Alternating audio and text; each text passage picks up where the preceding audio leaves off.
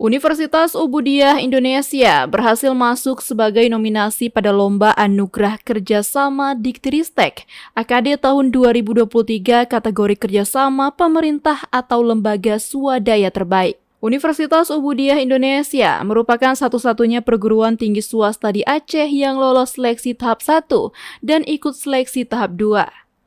Tim AKD tahun 2023 dari Universitas Ubudiyah Indonesia mengikuti seleksi tahap 2 yakni presentasi laporan secara daring pada Rabu 22 November tahun 2023.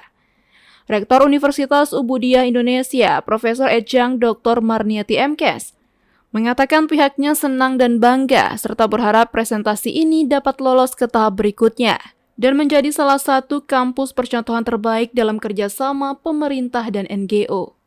Tim Universitas Ubudiyah Indonesia yang terlibat dalam Anugerah Kerjasama Diktiristek tahun 2023 ini, yakni Herawati SPDI SPDMA, Sahbainur Rezki SSTMKM, Priskila Dina Kalikula SPDMSC, dan Nuzul Rahmi SSTMKes.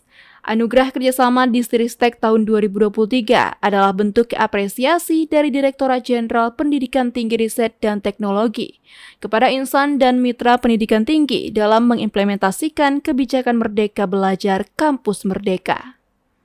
Dari Kota Banda Aceh, Tim Liputan UBI On TV melaporkan.